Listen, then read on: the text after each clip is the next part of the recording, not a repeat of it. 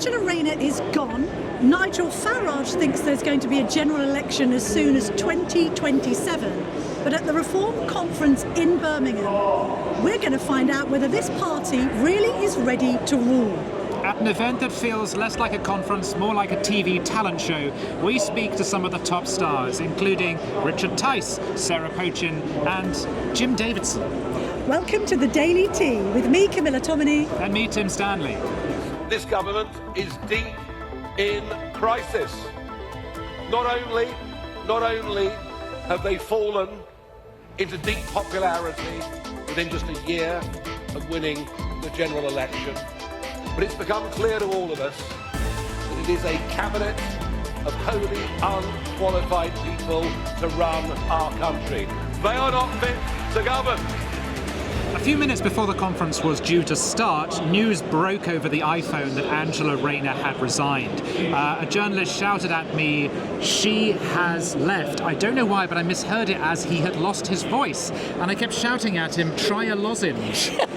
Maybe we should say that to Ange. Try a lozenge to get over this difficult period in your career. So the result was the conference started late, it had a slightly panicked air to it, and they clearly had to rewrite some of the speeches and change some of the order. Nigel Farage was meant to speak much later, instead he spoke earlier. But before we get on to what he said, what is the significance of Angela Rayner going? I mean, we knew it was coming. We knew it was coming from this morning. The Telegraph had been reporting today as Judgment Day. We have a typed letter from Angela Rayner saying mea culpa, on the back of Laurie Magnus saying, actually, you need to go. We then have a handwritten letter from Keir Starmer, very warm in its tone, considering that we know that these two don't get on particularly famously. So a lot of sort of sympathy and it's so difficult for your family and isn't this a travesty? I'm not sure they're going to be seeing eye to eye when it comes to the Labour Party conference. Yeah. When I'd imagine that Ange, who let's be honest is very popular with the Labour grassroots, is going to probably completely outmaneuver the Prime Minister, launch herself back onto the political scene with a speech. I think it's going to be like when Boris Johnson was fired, turned up at Tory party conference and stole the show. I agree. I think this could be a turning point for the government, and Nigel Farage mentioned that in his speech. Remember, this week was reset week, bringing us on to phase 2 of the government. Keir Starmer said he didn't want to have a reshuffle. He moved some people around internally, but he wasn't going to touch the top jobs. Well, this story has changed all of that. A story brought to you by the Daily Telegraph. I know. It is our scoop, our investigation. We're very proud of it. Such good journalism. Many voters and readers will be asking themselves, why did she have to wait for the report to go? We knew the details, we knew the circumstance, and it's so procedural of Keir Starmer to say, I want to have an official tell me she's done wrong before I let her go. Well, the other question as well is whether this has blown up the Reform Conference or actually given it rocket fuel, and I'm now leaning towards the latter. I sort of thought if they were going to be very vindictive in Labour, they would have staged her resignation for about 5 to 4 when the original speech that Nigel Farage was meant to deliver was scheduled for. Very shrewd of him to bring his speech forward and try and gain back the momentum, because actually now it's a 24-hour news cycle. Her resignation will seem old news by later today, and he wants to dominate the front pages. He wanted to be on telly responding to the resignation. Also, that's why he's now thrown 2027 into the mix. If there is one really big message from me to this conference, I don't think, and the bond markets back me up, and the leftward drift backs me up, and before long, there'll be Labour MPs that reckon they've got a better chance on the Jeremy Corbyn sectarian ticket, because frankly, folks, that's what's going on in our country. We have sectarian politics emerging. I loathe it. I loathe it. But there'll come a point when many MPs, Labour MPs, think they've got a better chance of being re-elected under that ticket, under Corbyn, than they do under Sir Keir. I think there is every chance now of a general election happening in 2027, and we must be ready for that moment. And of course, it does give him more momentum when he... And of course, it does give him a bit more kind of fire in his belly when he talks about, well, people think that we're inexperienced, that we're not ready to rule. Look at the current crop. She's useless. Rachel Reeves must go next, which, by the way, is the headline on my column, which is being published in the Telegraph tonight and over tomorrow. This proves that actually you may as well take a punt on us, Yes. because the Tories are dead and buried.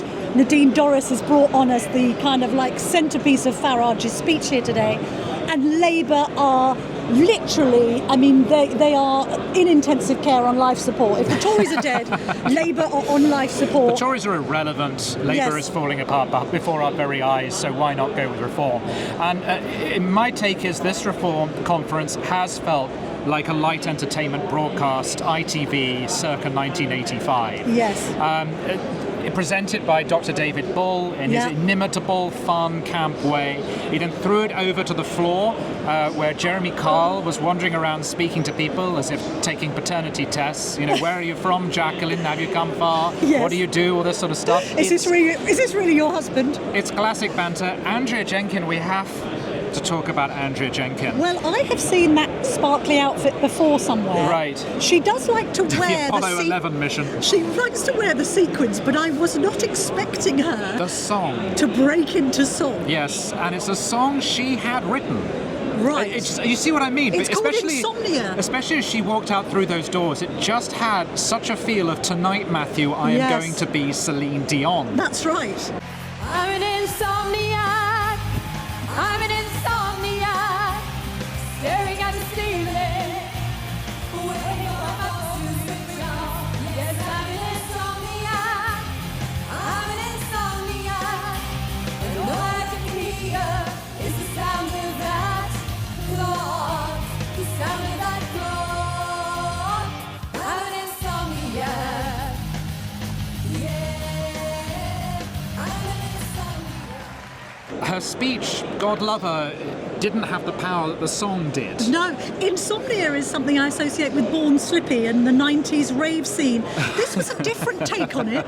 This was more anthemic.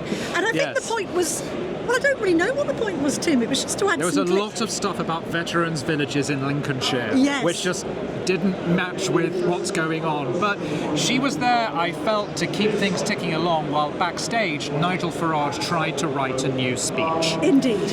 And he came out, the sparklers went off. Yes. His speech was put out beforehand. It was written on paper. Yes. This was not using the auto cues that everyone else used. So this was something that had clearly been typed up in a hurry. And as, of course, he's Nigel Farage. He doesn't even need the paper. No. He can just extemporize. He can talk at the top of his head, which is pretty much what he did. And he brought out his special guest star for that session, Nadine Dorries. Now, I thought that was a bit of an error. I think she should have gone separately because he brought out Nadine Dorries. And then she got quite serious quite quickly. She did, So she was he had serious, been sort yes. of like, tub thumping. And there she was saying, the country is facing a crisis and I've had to abandon the Conservatives because they were so rubbish and the only way forward is reform. And I get that it's a really significant defection. This is one of Boris Johnson's closest allies. What does it mean for the future of reform? What does it mean for the future of the Conservatives? And all the rest of it. But she kind of killed the mood a bit. Yeah, she did, but her serious message is the Tories are dead, there's no going back there. If she's made this jump, then lots of others are welcome to do the same. Yes. And I felt that was a message which went down well with the membership, even if they weren't whooping and cheering. Yes. The lady with the reform teddy bear behind me wasn't quite as excited by her as she was by Farage. No. But Farage came back out again and regained momentum and hit all the usual things: net zero, safer streets, our women and our girls are under attack, all this sort of stuff. I think if there are three messages I took away from this. One, I felt immigration was slightly downplayed. Very much so. It's there, but the emphasis is now on things like the NHS, it's on things like the state of the economy, debt. That was what Nadine Dorries was hitting very hard. So immigration is part of it, but not the dominant message anymore. The second thing is how critical unity is. At one point, the audience was actually invited to stand up as if pledging allegiance to the flag to recite the words, what is it? Nigel Farage is the next Prime Minister. Is the next Prime Minister. Yeah. It felt like a cult meeting at that stage. And please repeat after me that Nigel will be Prime Minister. Nigel will be Prime Minister! And we will save Britain. Reform will save Britain! And the third message, as you've mentioned, is 2027. They really think the election could come early because they see Labour crumbling, and that makes sense. Whether it does or doesn't, you don't lose anything if it doesn't, but they're trying to get the party ready and in the right set of mind. They've got to go out and campaign and be disciplined and united. It was interesting that although they did play down immigration and deportation, the biggest cheers came when he mentioned migrant hotels. Yeah, of course. So clearly yes. the crowd Yeah. is warm to it. Maybe he just thinks we've won on that argument. And do you know what? There was some really interesting polling by Scarlett Maguire at Merlin today, and it was asking the public questions about, do you believe this to be true or false about Nigel Farage? And the best result for him was a question which asked, Nigel Farage can be most trusted when it comes to bringing down immigration.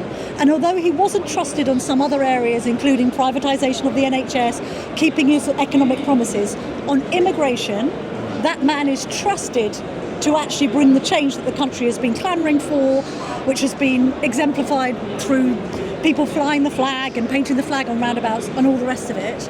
I thought he was trying to be moderate and kind of having widespread appeal. Yes. Also, maybe he just thought, look, we've got a great win today. The Deputy Prime Minister, Housing Secretary, has stood down. It's disastrous for Labour. Nobody's really listening to Kemi Badenoch, as you say. And he did poke fun at her, Yeah. despite his willingness to recruit as many Tories as he can, by the way. Yes. There may be a contradiction at the heart And of a party which is trying to define itself by loyalty looks Yeah. a bit odd when you are staffed by defectors from other parties. that. Can we just talk about his star quality, though? Just in the sense, look, I know he's in an echo chamber here, right? Everyone wants to hear him. We're at a reform conference. Of course he's going to be mobbed. Yes. But there is something quite significant going on. You've mentioned the young people here. I'm standing here thinking, shall I get my son, who is quite into Farage? On the way here, we had a little conversation about, I've been asked by his head teacher to find a speaker at the school. Yeah. And he said, well, can't you get Farage? Everyone will be really interested in that. Look, I don't think he would have said Starmer or Badenoch or No. Davey. No. And I'm thinking, shall I get him a football shirt? There's no way on earth I would be considering Yes. buying any merch for any of my children from any other party conference, okay? Yep. Now, I'm only saying that because it's playing into the fame of Farage. He comes into this floor, he is mobbed. Yeah. He goes on that stage. Obviously, everyone wants to hear him. He's an extremely natural speaker. He's funny, he's spontaneous, and all the rest of it. This whole recognisability factor, this Farage factor, it's going to take on growing significance as we edge closer and closer towards an election. Yes. Not least because 16 to 18-year-olds are going to be given the vote. Yeah, there's a girl walking around here in hot pants with a T-shirt of Nigel Farage's face on it from when he was much younger, I have to say. You wouldn't get that with Keir Starmer. It's just not going to happen. No. David Ball said in his speech that I think he said 40% of Reform supporters have not been to university and 60% were under 55. Wow. And from the hotel bar last night, I did feel like I was at a school disco. Lots of people under 25. And apparently that's who's staffing Reform internally now, and they all speak the language of social media, I was told. So that's one reason why Reform's colonised that so brilliantly. And looking at this audience, we've been to many conferences. This is the kind of audience that you get at the conference of the party that's ahead. And sometimes, some years, you go to Labour and you see lots of mini Keir Starmers. Yes. You'd go to, I remember Boris, and you see lots of mini Borises, young men pretending to be Boris. It was a bit odd, and they may regret that later in life. This is a conference where young people are being drawn, perhaps because they agree, but also because this is the winning party. Yeah. If you're young and you're trying out politics, you'd start here, or the Greens or Corbyn, not the two main parties. Nigel pulled a white rabbit out of the hat. Nadine Dorries defecting from the Tories to Reform. We caught up with her and asked her what she thinks about the conference. Nadine, to leave one party and join another, does that feel like leaving a family? Very much so, because I've been a part of that family for 30 years now, Tim. But, you know, the family left me, Right. so it wasn't that I left the family. Was there one thing? Oh, no, I mean, you know, when I said in my speech, when a political party removes two prime ministers shortly after they've won major election victories, you know, you can do it once and it can be a mistake. Do it twice and something's fundamentally wrong with the party. Right. And it's, you know, it's just no secret. I've written 2 books about it. When they removed a Prime Minister who'd won as an 80-seat majority and was a vote winner and always known to be a vote winner, to replace him with a dud like Rishi Sunak, and then to elect a party leader like Kemi Badenoch, who has yet to announce a policy a year later. Yeah.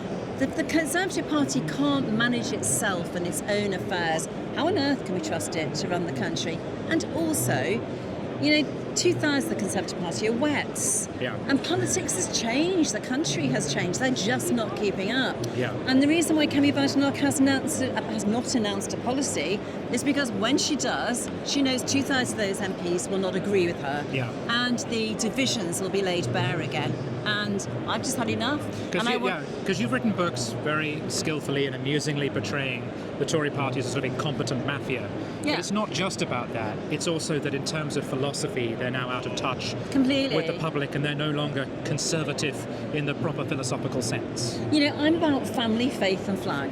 And that's why I joined the Conservatives. I thought it was a party to the right that also reflected my values. Only I realised when I became an MP and became part of the party, that actually a lot of that is just spin.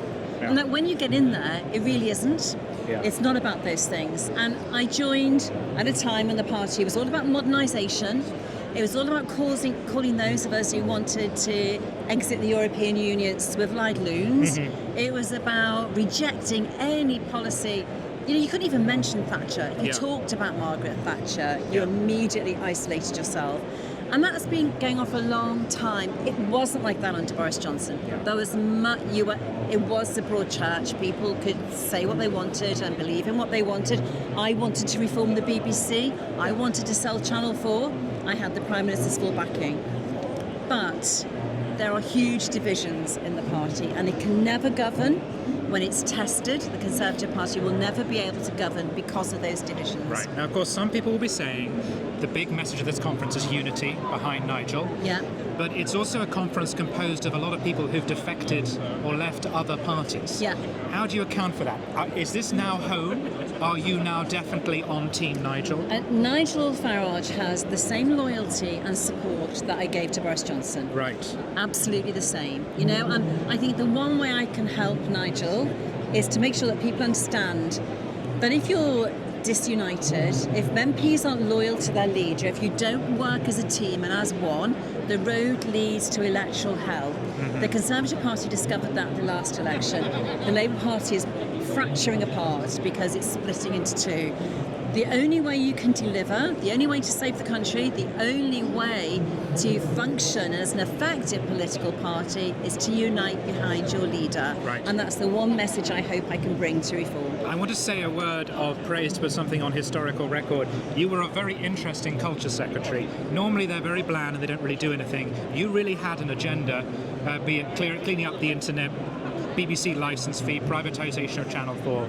Would you like to pick that up again in reform? Would you like to be a candidate for a culture secretary? Look, I'm an author who sold 3.5 million books. I come from Liverpool, a city of culture, a city of football, a city of the theatre, of great writers and artists. I'm of Irish descent.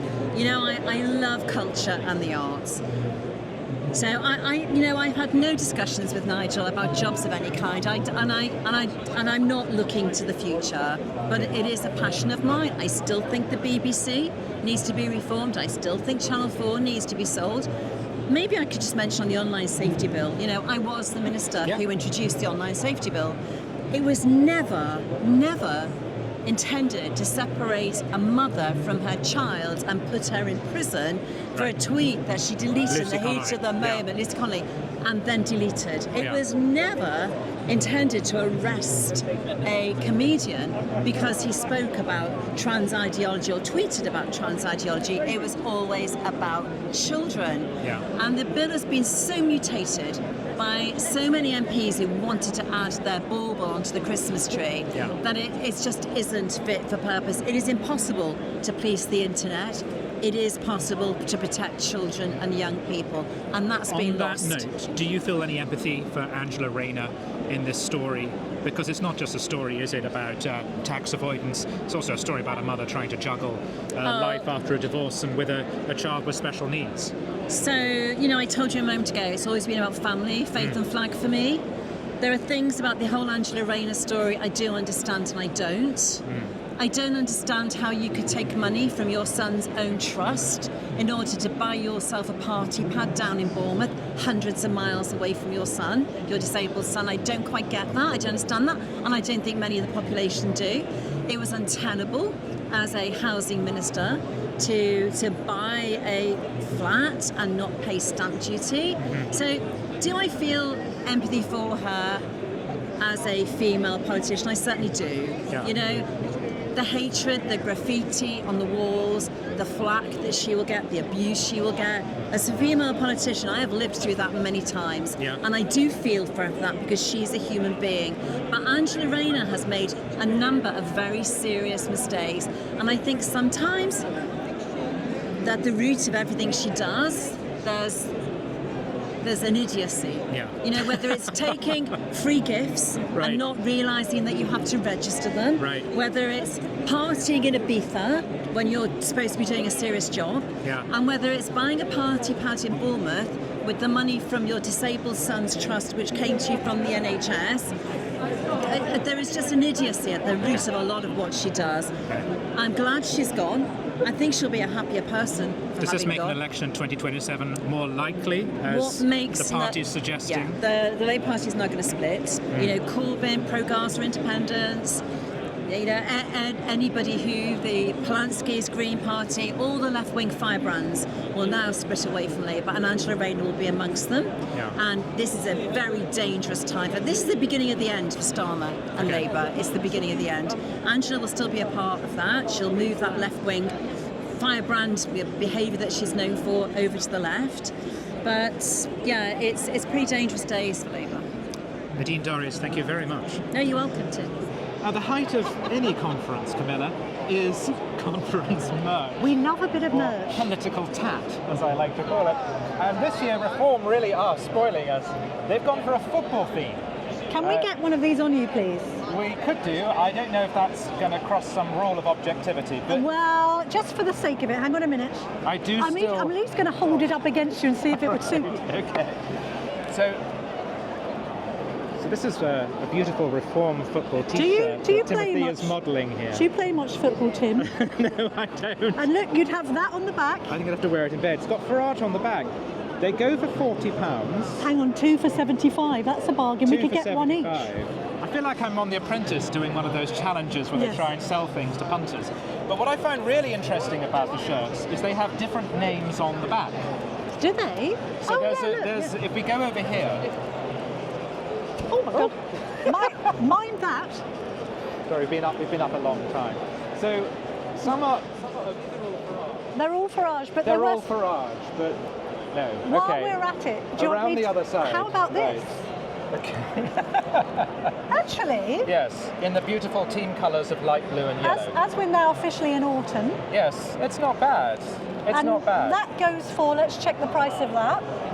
I think it's on the board over here. The cheapest thing, by the way, is this little thing. It's a pin badge, so if you were wanting to have a bargain basement time at the Reform Conference, buy one of them for £3. Just to prove you were here.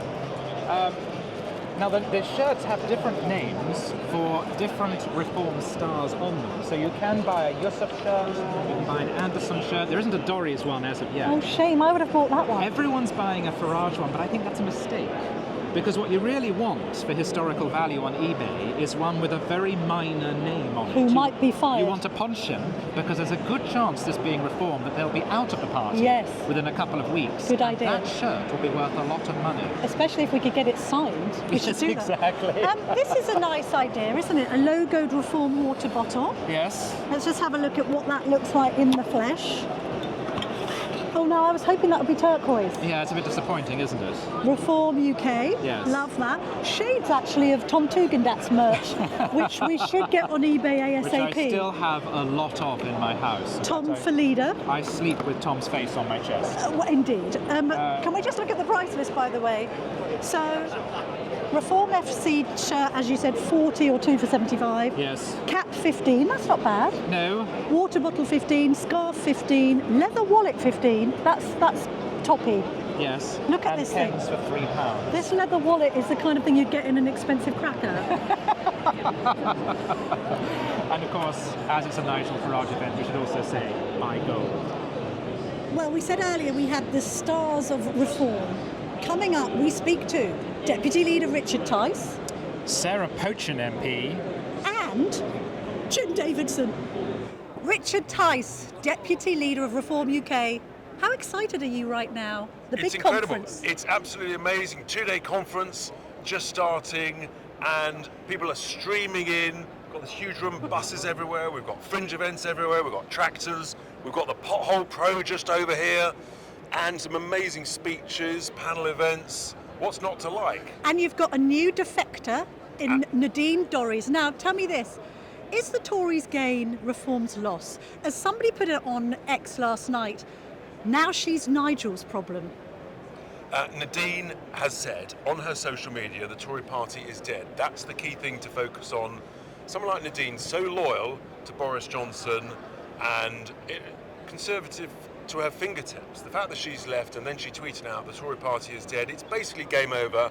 And if you look at one of the other newspapers, their sort of headline, essentially, they're switching horses. Yes, the Daily Mail is coming to reform. It's quite a moment. You don't want to be kind of like a dumping ground for disgruntled Tories. How many Tories are you willing to take on? We're the exciting ground for Yes. saving the country, restoring our culture, restoring our sovereignty, and restoring some economic growth and making people better off. Yes. And that's what I'm going to be talking about tomorrow afternoon. But just on Dorries, I mean, she's somebody that thinks there's been a sinister plot at the heart of Tory government for years.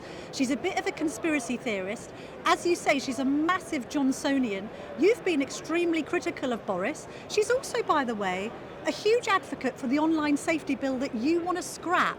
How do we pair up those contradictions? Wouldn't life be boring if we agreed on everything? I mean, the reality is most people in a political party, you might agree with 70, 80, 85%. Life would be very boring if you agree with everything. The thing about the Online Safety Act, well-intentioned, but they took so long faffing around with it in so many different iterations, with so many different ministers, it ended up as a complete muddle. And by the end of it, they were just exhausted and they just want to push it over the line. Here's the answer to the laudable objective of child protection. It's actually tech. I've seen software and phones that are coming out literally as we speak that will prevent harmful images hitting the screen of a phone or a tablet, preventing access to apps, preventing access to the internet. Parents will be demanding the tech solution way ahead of when the legislators can get their act together. What have the likes of Nadine Dorries and Jake Berry, who I've just seen at the GB newsstand, been offered? I mean, are you expecting these people to run as Reform MPs 28, 29, whenever the next election is? I've no idea. At the end of the day, we're a meritocracy. But you'd expect them to run for you as MPs, right? Actually, no. I mean, What? essentially, not necessarily. It's up to them. If they want to stand, then they can put themselves forward. But you're going to have to find a Nadine, great many more MPs by the time we get do to you the know next one of the most election. exciting things? The quantity of really high-quality people approaching us saying, "I've never been involved in politics before." They've got incredible CVs.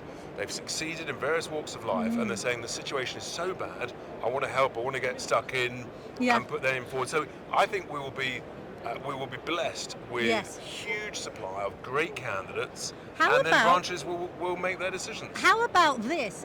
Nadine's bestie, Boris, says, I quite like the look of Reform as well. I want to have a meeting Now you're the conspiracy theorist. with Nigel You're the Farage conspiracy and theorist. Richard Tice. I want to sit down, maybe have a gin and tonic and discuss my defection. What do you then say as Deputy Leader? Welcome Boris or don't be I daft? say, Camilla, you're being a conspiracy No, I'm theorist. just That's asking. Not, It's a question that Reform It's a hypothetical supporters... that's never occurred to me. It could be some kind of dream duo, couldn't it? Farage, Johnson, hoovering up the right. Is it a dream or is it a nightmare? Well, do you think it's a dream or a nightmare? I'm just enjoying the fact that here we are, we've got the momentum. I think we're a whisk away from 240,000 members. Very soon we'll be ahead of the Labour Party members. Did you see the poll just, I think last week, that said that we were polling higher than the Labour Party and the Tories I saw put that, together. 35%. Yes. But is there a danger that you're peaking too early? Well, frankly, it's a bit like when you're making a profit. It's a good thing. It's a sign of progress, and yeah, we've got to keep going. Of course, you'll have the odd blip. We'll make mistakes. No one's perfect. It'd be boring if we were, frankly. But we'll keep learning, keep pushing, and there's a lot to be done because the country's in a terrible state. And in particular, what I'm most worried about of everything is the state of the country's finances. We've now got a moron premium being applied by the bond markets to Rachel Reeves. A moron premium? They're calling it in the city the moron premium. M-O-R-O-N? Yes, to the cost of UK government debt. So a couple of days ago, 30-year gilts hit 5.75%, the highest for almost 30 years. Higher than Liz Truss's mini budget after Way March? higher than Liz Truss's budget. And just on Tuesday this week, the Debt Management Office, they issued the biggest ever bond at 14 billion, for 10-year bond, and again a hugely expensive cost of that, a whisker under 4.9%, hasn't been properly reported. This is because people are very concerned, no growth, jobs going down, government spending completely out of control, and people are worried. And it would be remiss of me not to ask about the Deputy Prime Minister, Angela Rayner, who has resigned at the Reform Conference, or at least to overshadow the Reform Conference. What's your reaction to that? Did she leave it too late? I'm surprised it's taken so long, because when you think that she and the Prime Minister Keir Starmer, when they were in opposition, any of the slightest transgression, they were demanding Tory ministers should resign, and they came in on a sort of platform of integrity and probity and public service, and yet actually it's been a catastrophe. She's tried to hang on by her fingertips, and in a sense, Starmer was just sort of left flailing. Yes, although aren't you going to be left flailing, because this is going to overshadow everything that you've achieved today? Nigel Farage's speech, the front pages are all going to be about her resignation and not reform. Nothing can overshadow this conference. It's huge. We've got so many people here, thousands and thousands of delegates, members, businesses. Businesses are taking us so seriously. I'm doing roundtable events every week, and people can see that actually we've got a proper agenda to cut wasteful government spending. I had a big press conference earlier in the week on that, and cut daft regulation. Then we can have performance-related tax cuts. Then we can get this economy motoring again like it was in the 80s and 90s, 2.5%, 3.5% a year. I mean, that's the dream that we really want to target. You've got Nadine Dorries. Should you make a play for Angela Rayner in the future and bridge that gap between old/new Labour and old/new Reform? I'm very worried you're heading down the conspiracy route. You're just sending down all sorts of different routes. I'm merely saying, Richard Tice, that Reform does seem to be open to anyone. I mean, No, okay, we're you're being a party ambivalent of about principles Boris. and values How and about strength. how about Liz Truss? She's not up to much these days. She keeps on going on about growth. You keep on going on about growth. As you've pointed out, the gilt yields aren't as bad as they are, worse now than they were under Liz Truss. If she knocked on Reform's door, would she get a warm reception? She had her go, and she blew it because she didn't understand the importance of cutting wasteful spending and getting the public finances under control. We do, because we've come from the world of business. Everything I've talked about in terms of the Bank of England voluntarily paying interest, they shouldn't be doing that. The cost of net zero, 30 billion, turns out I'm right on that. The savings that we can identify in council expenditure, I've already started to prove more than we expected to find. We're only in for 3.5 months. We've got loads more of savings to find. So I'm actually quite excited by the amount of waste that we're already finding just a few months in. As a well-spoken former businessman and now a successful politician, do you think Angela Rayner was unfairly treated or disproportionately treated because she has a different kind of accent, because she's working class and because she's a woman? Nothing to do with any of those things, purely because they came in on a platform of integrity, of the highest possible standards, and they've actually descended into a volcano of hypocrisy. Yes. Where she's just gone down the rabbit hole, and morally her position was completely indefensible. The Telegraph have done an extraordinary expose of various parts of the facts, and look, that's just the harsh reality. Are you absolutely certain your own tax affairs are in order, Richard Tice? Has Nigel Farage gone back to his own lawyers and accountants and just made sure that you've dotted all the I's and crossed all the T's? I'm certain, but we might treble check and quadruple check and sanquuple check, who knows? It's the journalistic mantra, Richard. Check, check and check again. Have a great conference. You're speaking on Saturday. What time can we hear you? At 3:30. And can you give us any flavour of the tone of what's the theme of your speech? I would be talking about the bad news of the disastrous Reeves mismanagement of the finances, the budget, the £50 billion black volcano that she has created. But then I'll be talking about the good news as to how we can save it. Are we going to be reading this as your pitch to be the next Chancellor? This will be my pitch that a reform government can sort out the finances, can get our economy You'd growing like her again. job though, wouldn't you? Look, at the end of the day, Nigel's the boss. We serve at his pleasure. Indeed. Thank you very much indeed, Richard Tice. Earlier we caught up with the new MP for Runcorn, Reform Sarah Pochin, just as the news was breaking that her fellow female politician Angela Rayner was resigning. Do you think that you becoming an MP and recruiting people like Nadine is helping Nigel Farage with what had been perceived to be a woman problem? Did he have a woman problem? Does he have a woman problem? It's a funny one. Well, first of all, we didn't recruit Nadine. She's No, come of she'd her come own across, accord. But because I'll just make it clear, we don't actually need to recruit anyone because people want to join us, Although which is great. you're going to have to find prospective MPs for the next general election. We are, and we have people lined up, and we have people ready for the by-elections as they come along. Sure. We think there's going to be 4, certainly over the next few months, so it's going to be a busy time. But in terms of, you asked me about women coming to the party and Nigel's view on all of that. Well, look, I've only had support and encouragement and welcome from the other male colleagues that I've got. I don't think there's a woman problem. I think it's been a bit of a shock to them having to stop every now and again to do lipstick and hairspray, but they're getting used to it. Oh, and by the way, Richard Tice uses hairspray as well. I bet he may wear more makeup than others in the team. But you feel you've been welcomed in. And what's the situation when it comes to women voting for reform? Because to be fair, they were quite underrepresented at the last general election. It was a bit more of a blokey scene. Yeah. What are you doing in order to ensure that you get the women of Middle England, let's call it that, Waitrose women and such like, to come across probably from the Conservatives to reform, which is going to be necessary to win the blue wall as well as the red wall? Well, 2 things I'll unpick there. First of all, women are flooding to reform. I hope that I'm doing something to help that. They can see in me a normal, grounded, sort of common sense woman that has wanted to basically now dedicate the next, however many years, hopefully many years, to this cause. And so I think it does make people listen to what I've got to say, but also lots of young women as well coming over to reform, which is fantastic because I think the younger generation, men and women, have not really been involved and engaged in politics for a long time. But now through Nigel, because he's such an engaging figure, young people are coming across. They see somebody in me as well, I think, without doubt, that is very happy to speak about the safety issues of women and girls in our society and the risks that they face and the increasing risks that they face at the moment. So I think that probably gives people the sort of encouragement and the bravery themselves to stand up for what's important to women. But, let me just make it quite clear, the guys are great. We have a great laugh in Parliament.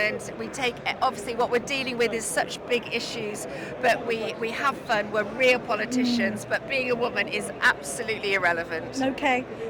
Although, Camilla, I did have to iron Lee's shirt yesterday. You ironed Lee Anderson's shirt? I ironed Lee Anderson's shirt. Why can't Lee Anderson iron his own shirt? He was making such a mess of his shirt. I couldn't believe it. I walked past his office, he didn't know what he was doing.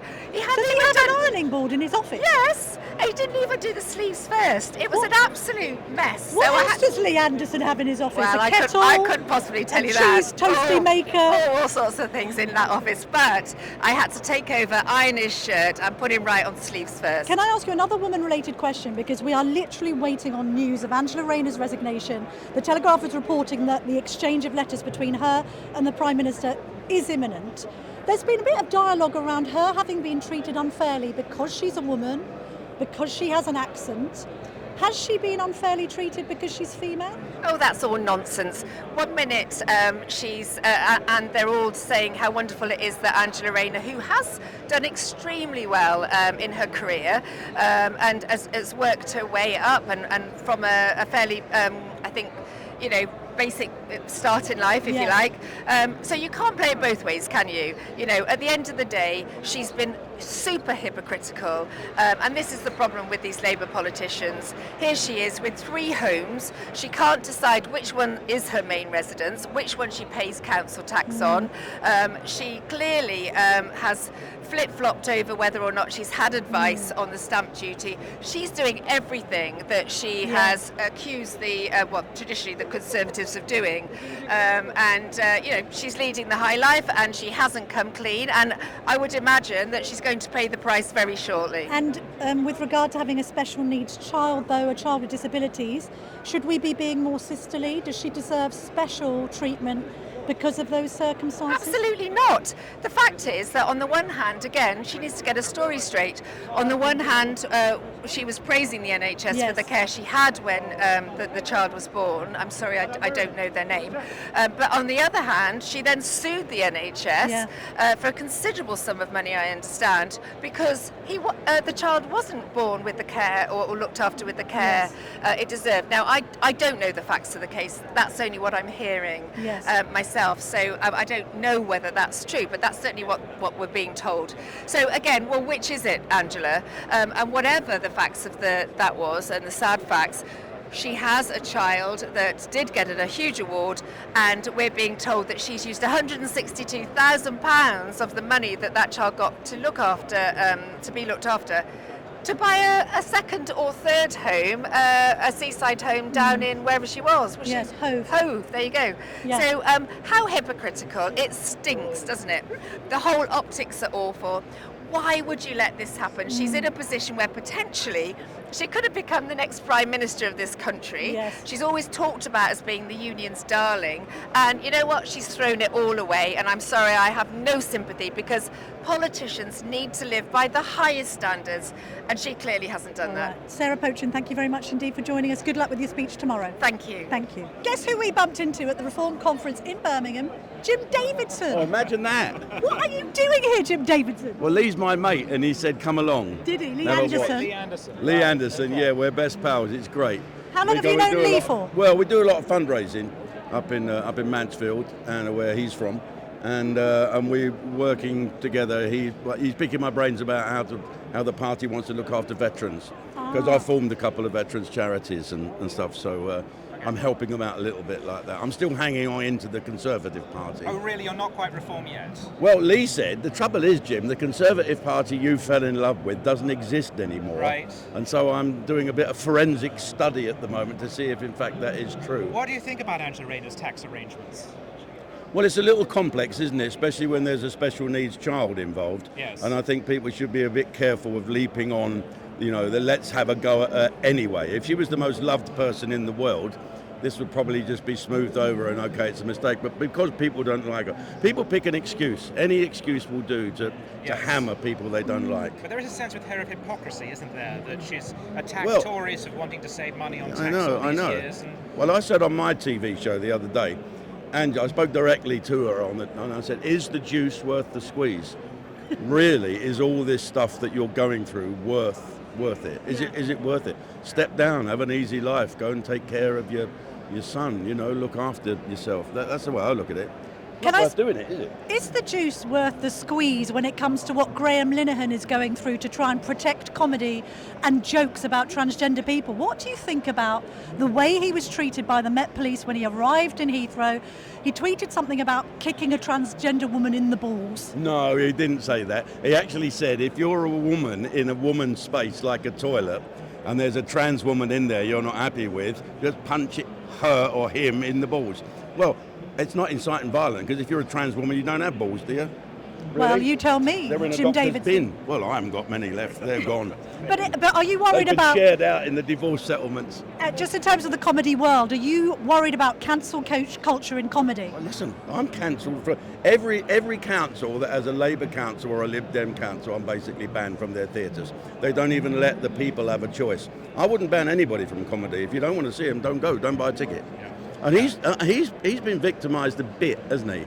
5 policemen, armed policemen, and he's not a British subject. He's he's an Irishman. He's an Irish subject. So what signal does that give the rest of the world? If we don't like what you say from whatever country you're from, we'll have you arrested. I hope I'm not caught on camera laughing at all of that because I'll probably go to prison. Yes, even just knowing me, you can go to prison. I feel like an accessory to a crime. Yes. Can you rate Nigel Farage as a performer, as a man who's been on stage a hell of a lot? What do you mean? Can you rate him? What do you think of Nigel Farage? Give us your summary of the leader of this party. Well, he speaks well. My mate does an impression of him, Danny Postel, the impressionist, and he said, "You watch Nigel, he looks as if he's tossing a football when he speaks. He's tossing an imaginary football up in the air." And my ex-wife used to say, "I'm not sure about that Nigel Farage. You can see his bottom teeth." Is this a bad thing, Jim Davidson? No, it's not a bad thing at all. I think he's a brilliant speaker, and he's got a mind as big as that bus there. He is like an encyclopedia. He's also my friend. He's a great bloke. And he's the real reason. He gives momentum to this party here. He's got some great people though. I mean, my mate Lee Anderson, he's just fabulous. Just gets on with it. I've never seen such a down-to-earth man in a position like he has, and I think can only be good for our country. So why is the jury still out on your Tory/Reform support? Why aren't you just fully turquoise? I like the Carlton Club too much. The Tory hangout, ladies and gentlemen, was for those uninitiated with the Carlton Club in London. Yeah, and I haven't been there for a while because I can't afford to pay my bill. This is what happens when you're cancelled in comedy, Tim. Yeah, It'll happen to us all one day. The trouble is that when you're cancelled from one theatre, all the other ones sell out. I mean, I played something gross box office just under £1 million in the last tour. You know, so that's not bad for someone who's cancelled. Because all the other people say, we want to come and see you. You cannot stop us seeing whoever we want to see. You know, Chubby Brown, people like that. Jethro, poor old Jethro, who died, the Cornish comedian. My friend Mike Osborne is doing a tribute to him. He does a sort of a play impression of Jethro. And a lot of theatres won't have it. They, "Oh no, we don't like that sense of humour. We don't like it," says the 12-year-old PR girl. So 1,000 people around that area and that theatre can't go and see what they want to see. It's crazy. Jim Davidson, thank you very much. You're very welcome. Try and get a word in next time. Sorry. This is an occupational hazard. No, I just... You're very good. So, au revoir from the Reform Conference. The Daily Tea will be back on Monday. 5 p.m.